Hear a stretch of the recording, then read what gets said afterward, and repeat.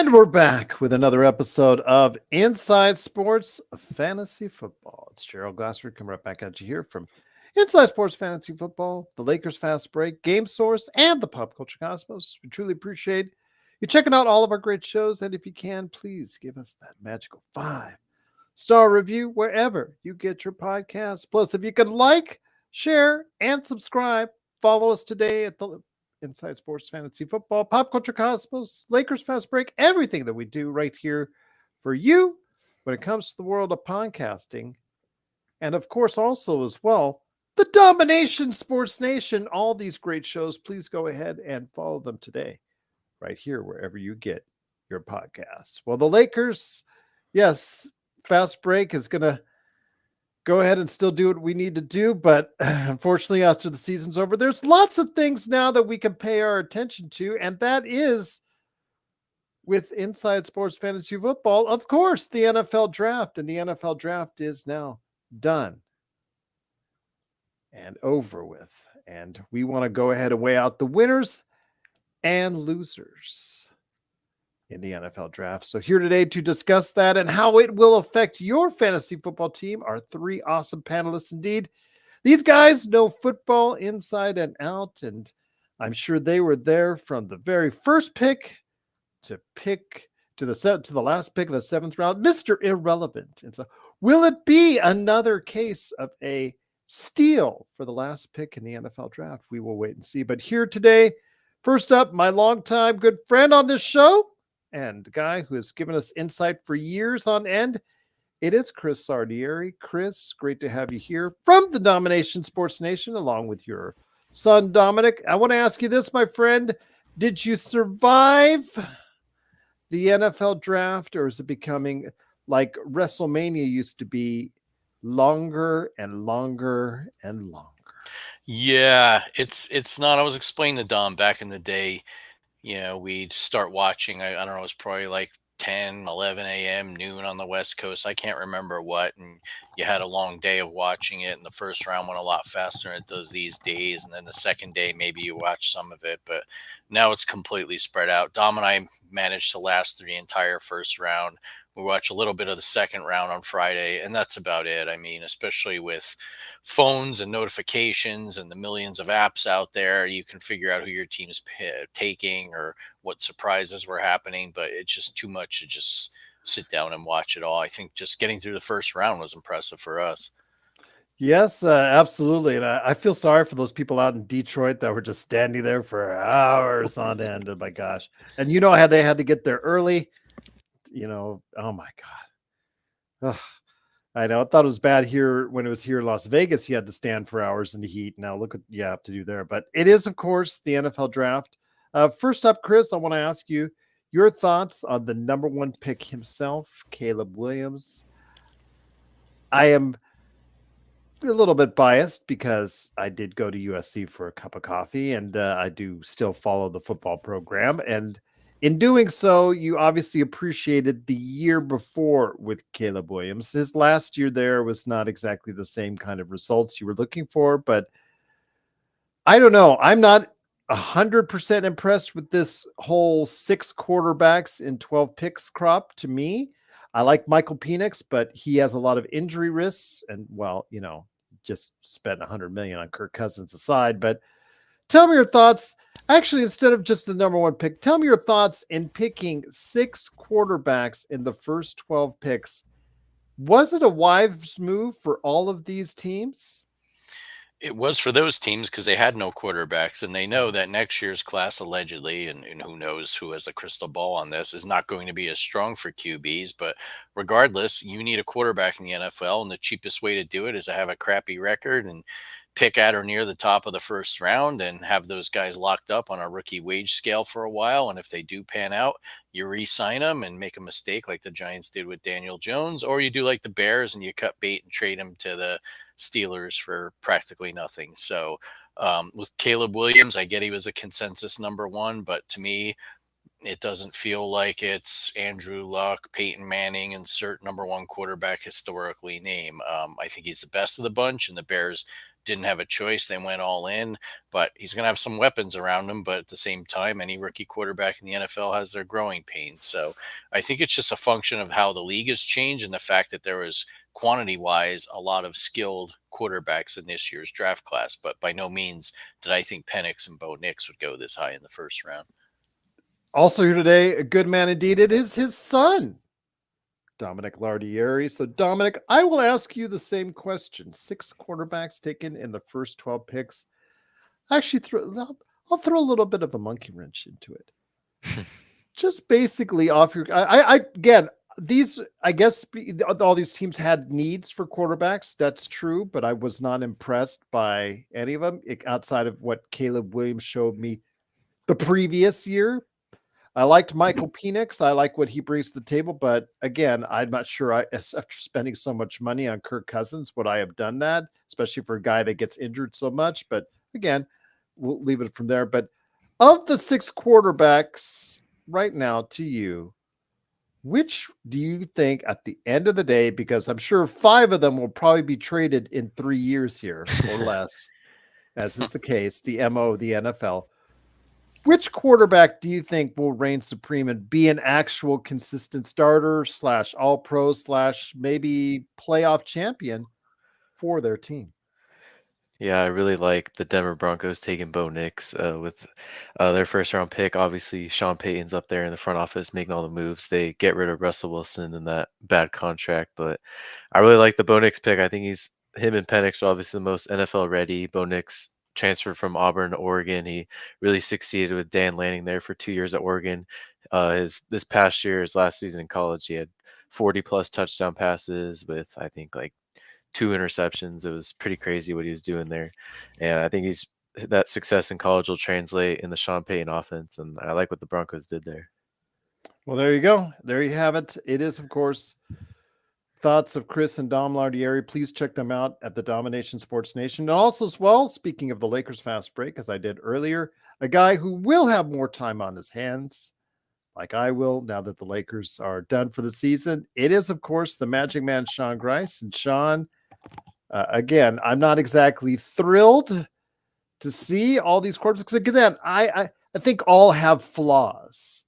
I'm not 100%. It just reminds me of the NBA draft that's coming up here in the not too distant future. There's no one standout, no top 3 standouts, no real just like gotta have it type of quarterbacks.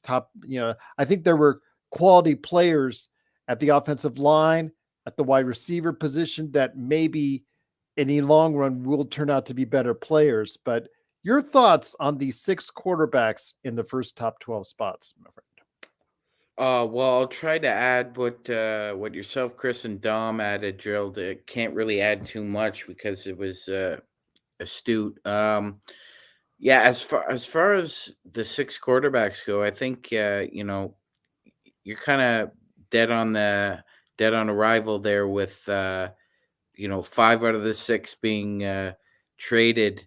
Um, Caleb Williams probably is obviously the number 1 pick.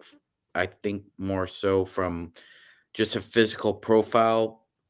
That being said, just because you meet all the physical profile of a quarterback doesn't mean you're actually going to be a good one. And this is coming from a Raiders fan who saw them take Jamarcus Russell number 1 overall. So I could tell you, as an NFL fan, just because your team picks the quarterback at number 1 doesn't mean he's going to fit the physical profile that the sport is known for. The attrition rate of quarterbacks is really high, obviously, as everyone on the panel knows. I'm with you, Gerald. I think 5 out of the 6 are probably gone from their original teams before their rookie contracts are up.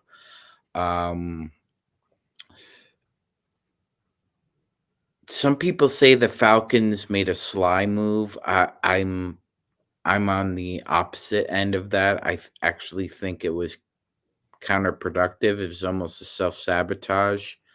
The resources are so limited, that has nothing to do with Penix at all, Gerald. It has to do with the Falcons front office. I mean, as you know, resources are so limited in the NFL that if you don't allocate to the right spots, it could be to your detriment. And I mean, this is a team that gave a quarterback $90 million guaranteed, and you've had 83 sacks over the past 48 games. Basically less than 1.5 sacks per game.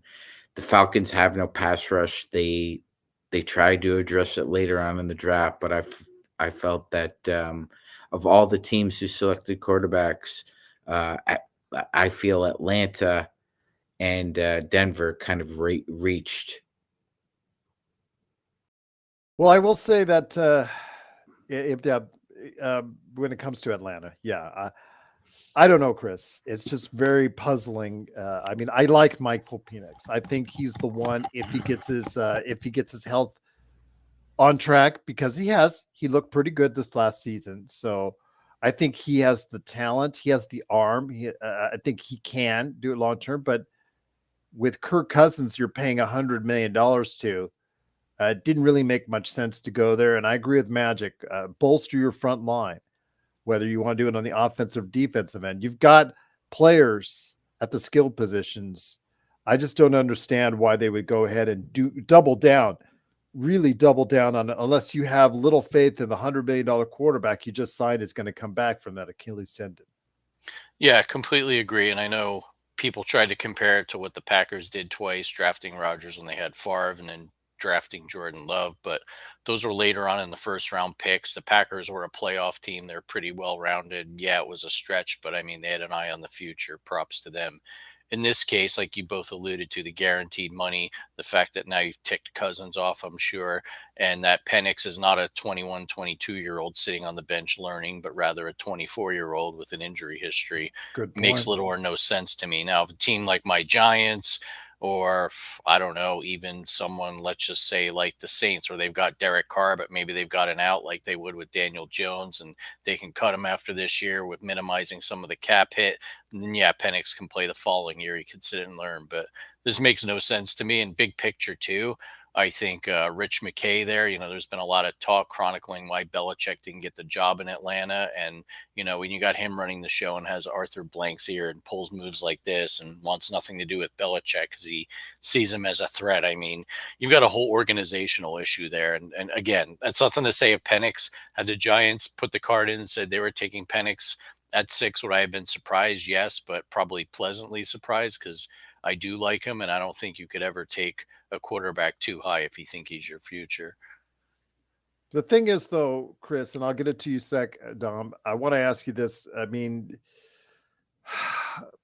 Penix, like you said, his age and his health history, you got to try and test him out there ASAP. And I just don't know how, if you're going to put Kirk Cousins out there in the, behind the huddle when you play Michael Penix Jr. I just don't get. I just, as much as I like Michael Penix as a player, I just don't think it was the wisest decision to make. Yeah, and if it's a comment on Kirk Cousins' long-term health, then why are you giving him 90 million? Sign him to some Good sort point. of glorified 2-year deal like the Giants did with Jones and see how he pans out. But if it's insurance for Cousins, again, Cousins was locked up and you didn't have a choice, like say it was the Dolphins with Tua, then I get it. But makes no sense to me, especially that high in the draft. And then too, when you think about it, there were rumored to be a lot of teams who wanted Penix, and we know the Vikings were hot to trot for JJ McCarthy, and they were looking to trade up. Trade back, Atlanta. I mean, stockpile some picks, address your needs, and pick up maybe another second round pick and build that way. So, Dom, I want to ask you this. And once again, it is the Inside Sports Fantasy Football. Wanted to go ahead and make sure that you guys know that we are here for you, covering the world of the NFL for fantasy football purposes. Hopefully, you will go ahead and enjoy what we do later this fall with all of our great episodes we got coming up for you. But, Dom, if that's the case, in the first round or in the first few picks, what stood out to you as far as a really good move? Because we've talked about the quarterback picks being a little bit iffy here and there. Obviously, the Denver, the New York Giants, I'm sorry, the Denver, the Atlanta Falcons picks both have come under a bunch of scrutiny. What picks do you think really might pan out for their respective teams? I really like the Chargers and Jets going lineman there. I know a lot of people were questioning Jim Harbaugh. There's not a lot of receivers there for Justin Herbert in LA right now, It's obviously. not sexy when you pick a lineman. It's not, but ultimately I think that the Chargers really building up the offensive line there for Herbert. They can obviously build off of that as you go. And then the Jets as well, we all know Aaron Rodgers gets hurt Yeah. on the third play of the year last year. He needs some protection behind him. So I like Joe Alt from Notre Dame for the Chargers. And then the Jets went with Olu Fashanu from Penn State. I mean, linemen, they don't get recognized enough, so I'll give them the recognition right there. But as I was saying, they're not the sexy picks, but what they are, Dom, are picks that really will pan out and help the foundation of your team going forward. They don't always materialize themselves in the first year, but you start building a superior line and have the control at the line of scrimmage. It really makes for something that you can build a whole team around, Dom. Yeah. And ultimately, I do like all the receivers honestly going off the board. I like the Chiefs going Xavier Worthy. Honestly, they went with speed over an Adonai Mitchell or Keon Coleman that are more physical. So I would say definitely a lot of receivers off the board as well. The Bears elect to go Romo Doozy over a defensive player. They could have gone with anyone on the board, looking Jared Verse or even even you look at Quinyon Mitchell as well. I mean, they need a lot of help. Well, Magic Man, I know you are a ardent Raiders fan that you are. Outside of what the Raiders did, do you think that any pick stands out to you in this first round per se that you think is going to be a foundation for I don't want to say a future Hall of Famer per se, but maybe a future All Pro in the league?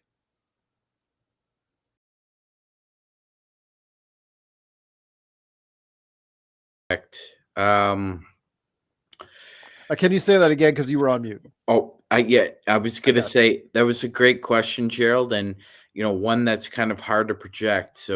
But it is fair since we just walked through it.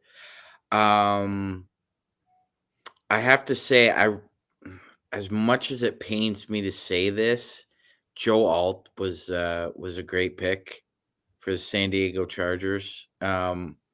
I actually think they have like the strongest bookend tackles now in that division. Okay. I actually think that both of those guys potentially are all pro, but Alt specifically, um, I mean 6'8", and I love me some Max Crosby, Gerald, but he's gonna have a hell of a time twice a year now trying to get around 6'8" Joe Alt with those long arms, and he's just mean. He's mean. So as much as it pains me to say that, I think Jim Harbaugh landed himself an All Pro. And that's the thing. Obviously, when you're getting back into the league, Chris, you want to make a statement to the league. He was waiting for the right situation, obviously coming off the championship victory. For him and Michigan, he's comes into a situation where he's not expected to be the favorite here in LA. But what I ask you is, my friend, at least I think from what I saw in the draft, and we'll go over the winners and losers of the overall draft when you look back at second, third, fourth, seventh round, et cetera, et cetera. I think at least, he had his hand in every pick that they made for the LA Chargers. And obviously, again, it's going to rise or fall based on what Harbaugh does and Harbaugh chooses.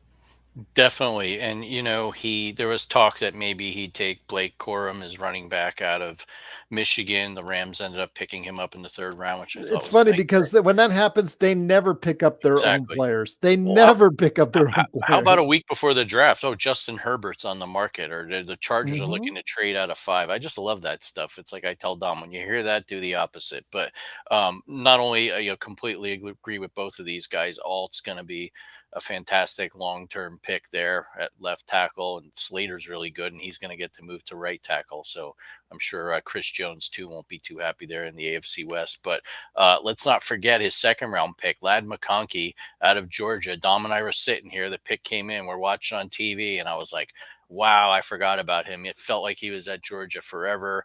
Naturally, people are going to compare him to like a Cooper Cup, but I don't know. He's pretty darn fast. I know they talk about him being a great route runner, but the thing that impressed me so much about McConkey is going up against these SEC secondaries, and you saw it this year, and you've seen it in previous years. SEC wide receivers and defensive backs always getting taken in the first round. And this guy, frankly, burned a lot of them. And I think he'll do well with Justin Herbert on a team that was really hurting at wide receiver due to the departures of Allen and Williams. It would be so funny if Nick Saban ever said yes to an NFL job again, and who he would pick in the draft. And I would be curious to see if any of them would have been playing for the Alabama Crimson Tide. It just would have been just kind of, yeah, because when you see that when they come from college, they're heavily invested, they're given a lot of power, given a lot of control in those early years, and they never end up picking their own guys that got them to where they were at in college football. But Dom, I bring it back to you once again. It's Inside Sports Fantasy Football. Great to have everyone here. It's Chris Lardieri, Dom Lardieri, and Magic Man Sean Grice, along with me, Gerald Glassford. I want to ask you this. Okay, comes right down to it. We're going to start getting into our winners and losers of the NFL draft overall, because even though there were teams that may have not done so well in the first round or may have done well in the first round, it's what you do over the course of 7 rounds that really determines the outlook for your team going forward. So with that in mind, Dom, who are you looking at in regards to who made out like a bandit at the NFL draft? Yeah, I'm gonna say non-biased here, but the New York Giants did an incredible job. I'm very proud of what they did in this draft. They stayed very Wait a patient. second. I think your dad's got a tear in his eye. I would say very patient. Obviously, there's a lot of Penix and McCarthy rumors out there. They decided to go Malik Neighbors at 6. I love the pick. Give Daniel Jones all the help he needs. People forget this man won a playoff game, so I'm gonna stand here and defend Daniel Jones. And then they go offense there in the first round, and then they just turn to defense for the second through fourth rounds. They get a great safety out of Minnesota. They get a cornerback out of Kentucky. I mean, they really address all their needs on defense for what was a really bad defense last year. So I really like what the Giants did there. All I'm going to say is this, Chris and Dom. If the Giants, or if Jones doesn't do it now, I don't know if he'll ever will. I just don't know. He won't. I mean, this is put up or shut up time, Yeah. and the numbers don't lie either with his contract. I think the message has been delivered. Okay, you were worried about Saquon Barkley. Okay, Saquon Barkley out the door. All right, you wanted more help around the front line. You got more help along the offensive line. Wanted help on the receivers. You got more help on the receivers.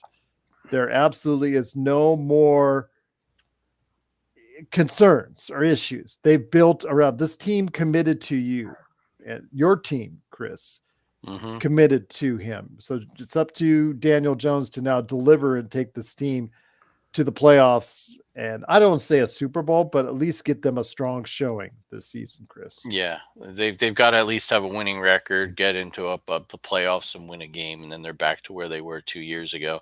I think I agree with Dom. They did a nice job. I personally would pick another team just so I try to remain some semblance of objectivity. But let's face it, the Giants gave up a second round draft pick for Brian Burns, locked him up, one of the top pass rushers in the NFL. A guy who probably about a year or two ago, the Rams were rumored to offer a boatload of first round picks, which they love to trade away, and Carolina turned it down. So you gotta factor that in too. They use a third round pick, a second round pick basically on Burns. So props to Joe Shane there. But yeah, I mean, this is it for Jones. Now the question is, if he doesn't do it this year, then where do you go? And we're back at square one, like the beginning of this show. Well, if I don't have a quarterback, so I'm going to have to reach on one here in the top 12 or 15 or trade up like the Vikings do. So Magic Man, with that said, first off, how did you like the draft for the Las Vegas Raiders? And then how did you, or who else's draft did you like overall, my friend? Gerald, I gotta be honest, I'm kind of against the grain when it comes to, I guess, the Vegas contingent of Raiders fans. I actually thought that Brock Bowers was a really great pick. I mean, it's just a shame that Gardner Minshew is going to have to be throwing him the ball. Got to just say that, get the words right out of my mouth. Yeah. Other than that, great pick. I think he's going to be a beast, but you gotta get a real quarterback to throw him the ball. I love the JPJ pick. That was a surprise to me because he wasn't linked at all to the Raiders. I didn't see any mocks that had JPJ heading to Vegas. So obviously it was a surprise they kept Andre James as well, because I wasn't too enamored with his pass protection. But then again, maybe this is a project and JPJ will eventually move over, but he's a guard. I like that pick as well. Not so in love with the rest of the picks, Gerald, which is pretty much a staple for a Raiders draft. Um, Outside of that, I think two winners for me out of the NFC. Obviously, I got to give a shout out to my friend George Zemeckis, who's a teacher at Holy Trinity High School in Oakville, Ontario. Fortunately, Dom and Chris are not going to like this, but he's a big Eagles fan. However, he does run hybrid between Pat Musitano Senior and Junior with his cynicism about the Eagles, and he wasn't too impressed with the draft. But I mean, Roseman made all kinds of moves on the weekend. 8 trades, I believe, which is a lot, especially over the course of 3 days. Thought they addressed their needs at the top 100 picks. Another team that I thought did really well, I'd give them an A, was the Arizona Cardinals. But I mean, the Cards are just so bereft of talent that they really needed a hit on this draft. And it looks like at least 4, maybe 5 of their picks are instant starters right now. So I don't know if that's a good or a bad thing. yeah, I don't know either. I mean, this is a team that could exactly, Gerald. They could win 3 games next year, or they might win 7 or 8. They could surprise people. I just don't know with this team.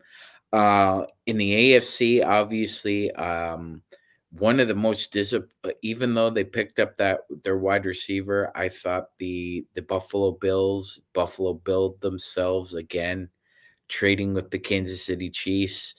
I keep hearing it from friends up here who are Bills fans that not a fan of Bean. He almost tries to outsmart himself when it comes to the draft the past 3 seasons.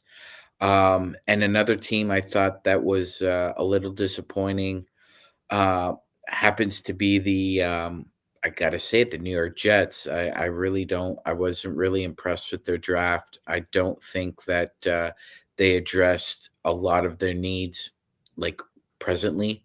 It might pay off in 3 to 4 years. You never know. But again, uh, just look at who they're dealing with in that organization, and they were disappointing to me. So I ask you this: we've talked about who you think won NFL draft, and Magic Man already pointed out some of the teams that he thinks didn't win or got or made poor choices in the NFL draft. Chris, is there anyone that you see as far as a whole draft, a whole resume that they brought forth that kind of missed the point of the NFL draft? Yeah, I think our old friends, the Dallas Cowboys, and case in Jared point, yeah, Jones. case in point, trading again, trying Love them Cowboys. smartest guy in the room. Just the fact that he has control over that room, that team, that draft board, whatever the case is, trading back. Let's face it, there were running backs to be had in this draft, and his solution was to go out and sign Ezekiel Elliott yesterday. So, you look big picture at that, it's terrible. I have to agree with Sean with the Bills. I mean, when that trade came in, and I said to Dom, "Wait a minute, the Bills just traded with the Chiefs." I mean, I don't care who the Bills pick. I don't care if they don't want that wide receiver. You don't do that. I mean, the Yankees don't trade with the Red Sox. The Maple Leafs aren't trading with the Bruins. Pick your sport, pick your rival, but just sheer stupidity. You know, one team getting back to what I like. I like what the Rams did. I'm not used to seeing them picking in the first round and getting Verse out of Florida State. I mean, that may have been their first round draft pick since Jared Goff. I got to check, and I might not be completely off base saying that. They get his Florida State teammate Fisk in the second round, another D lineman, and as I alluded to, a running back. So I think they're addressing needs there. You cannot fill the void that Aaron Donald will leave, but you can address that. Hey, we've got to build up our defensive line, and that's how you win on that side of the ball in 2024 NFL. So, Dom, you were so astute in your analysis of who won the draft in your eyes.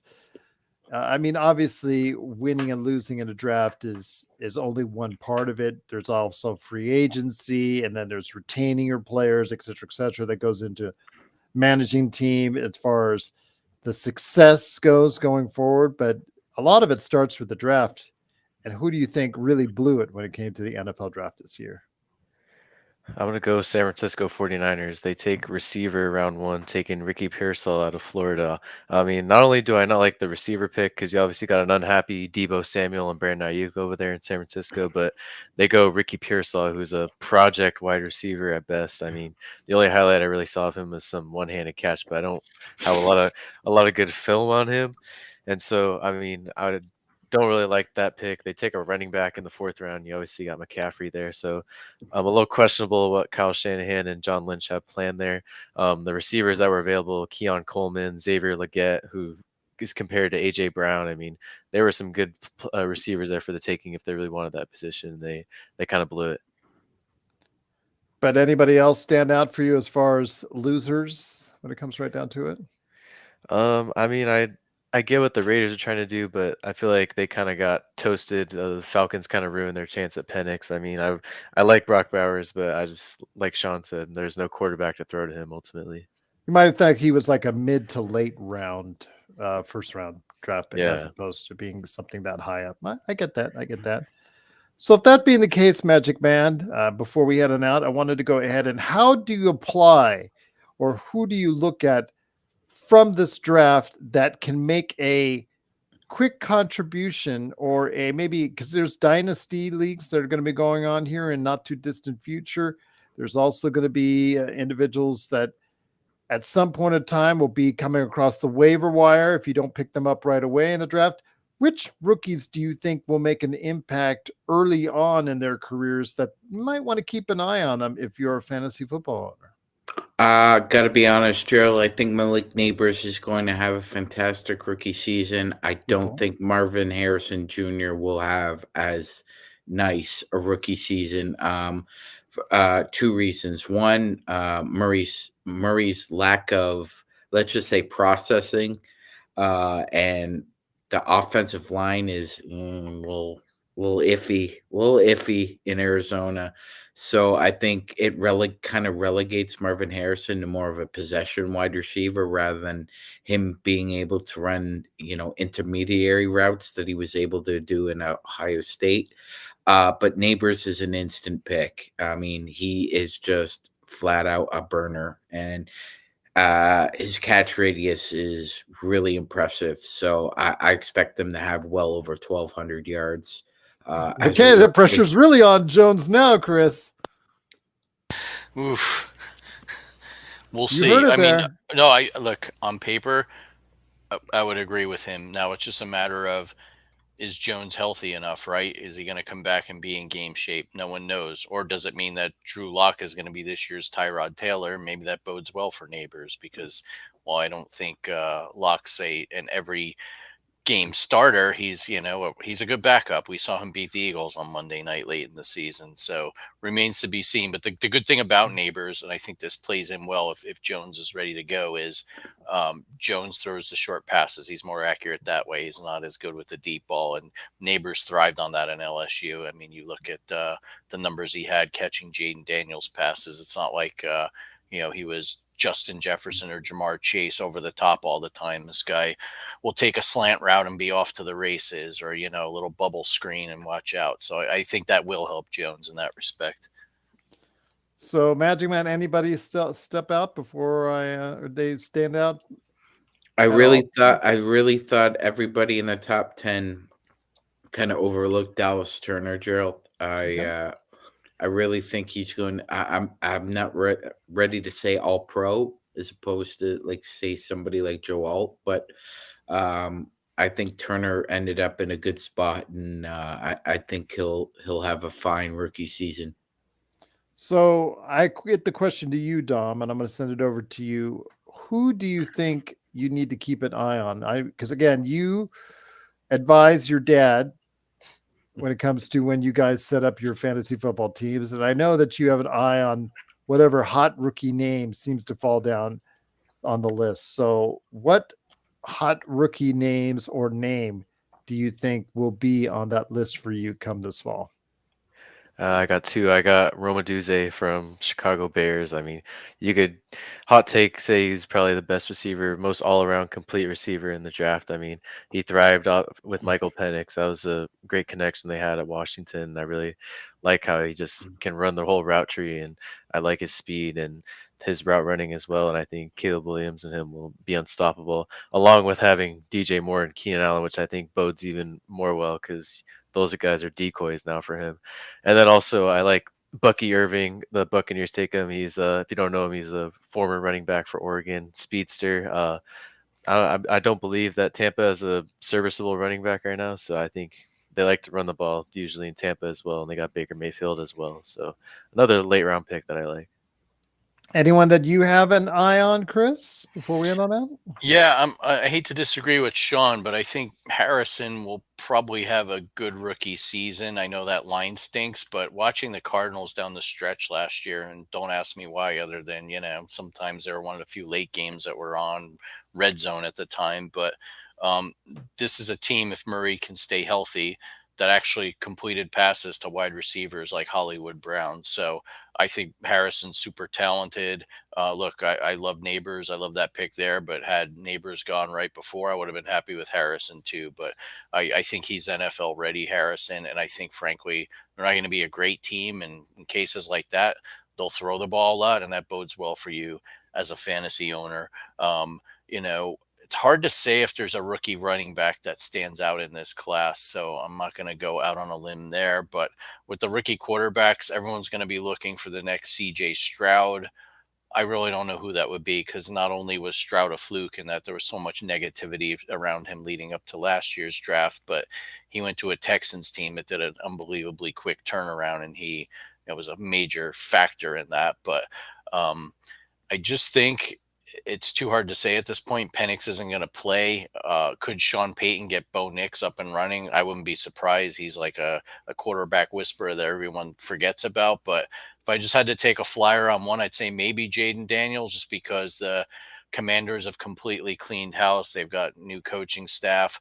Cliff Kingsbury's basically going to be assisting him and calling the plays. And who knows, maybe they'll be a really bad team that throws the ball a lot. But I like what I saw from him in college. Maybe he's that guy you take in the late round, stash him, and hope like Stroud, maybe you're playing him the second half of your fantasy season. So that's my hot take, at least on quarterback. I'll be the only one with the guts to pick one here out of this class. One not to touch, JJ McCarthy with the Vikings, and that's not an indictment on his talent or the Vikings taking him. I just think he's going to sit for a while. Sam Darnold will inevitably get hurt or whatever, but I don't think he's going to be NFL ready by the time he takes the field this year. We'll see, because it is an inevitable. situation where you have all these quarterbacks, all 6 of those quarterbacks chosen will get their opportunities, whether or not they make the most of them or not. We'll wait and see. But it is, of course, Inside Sports Fantasy Football. If you have questions for us, we're at ISFF, right there for you. Inside Sports Fantasy Football, wherever you get your social media. And, of course, isfantasyfootball@yahoo.com. Well, guys, it's been great talking to each and every one of you. You tell me if you guys want to come back sooner, because I don't know when is it realistically time, Chris, for all of us to get together to go ahead and talk fantasy football with? So it's funny. Dom and I were talking about this today, and we realized tomorrow's May already. So the NFL is very secret about this, but in the next 2 weeks, we'll have some sort of announcement that the schedule will be released. So that's kind of like our last hope until the summer kind of doldrums, and then late July, the training camps start to trickle in. So I don't know. I mean, you really can't. I don't think you can do a fantasy show analyzing the schedule. But if you want to do a show and talk football about the schedule, I'd be happy to. I mean, if you want to, talk about fantasy football team names, I'll gladly do a show. Anything to keep the football in our minds and fresh will make us happy. But yeah, I mean, 4 months from tomorrow, I mean, we'll be heading into the first Thursday night game. It'll be the Chiefs versus whoever. And then right after that, we got the Eagles playing down in Brazil against the Packers. So, I mean, I guess once the AC starts running, Gerald, maybe it's time for us to start doing some warm up or preview shows. May have to do that indeed, but we will go ahead and keep you apprised, but please keep tuned into us. And of course, thank you again to Magic Man Sean Grice, Chris Ardieri from the Domination Sports Nation. Dom, please go ahead and let everyone know what you guys got cooking up with you and your dad, Mr. Dominic Lardieri, right there for you at the Domination Sports Nation. What's going on with your awesome show, my friend? Oh yeah, well, it's been a little bit of a struggle since the Super Bowl, trying to get into the swing of things, but we'll definitely have to get back into it. Probably have you on, talk about the NBA playoffs that are in full swing right now. Ask you about your Lakers. And yeah, I mean, well, I'll ask you about your Warriors. yeah, we go one for one there. But yeah, again to the NBA playoffs. Obviously, baseball's around too, and yeah, just kind of go over that stuff. There you go. Sounds good. I'm at your beck and call, guys. Anytime you want to go ahead and talk NBA. Magic Man Sean Grice, I know that you and I will be talking more and more about the Lakers in the coming days on the Lakers Fast Break as well. And how many Fire Ham quotes do you think you'll see over the next 7 to 10 days? A Google of zeros, Gerald. Okay. A Google of zeros, yes. Okay. I just want to ask, because, we were seeing them today. I was on earlier, and, they were, so Fire Ham. Actually, it was like 90%. There's to 10%. There's still a fervent 10% that wants to retain Ham, and I can't figure out why. But okay. I happen to think they're paid by the Lakers organization to just kind of fill in some of the negativity and not. That's just me, though, Gerald. Okay, well, they can pay me, but I still won't say they should keep Darvin Ham. But that's I wouldn't say that for all the whiskey in Ireland. Okay, fair enough indeed. But once again, check out the Lakers Fast Break, Domination Sports Nation, Pop Culture Cosmos, and of course, what we're doing right here each and every time out at Inside Sports Fantasy Football.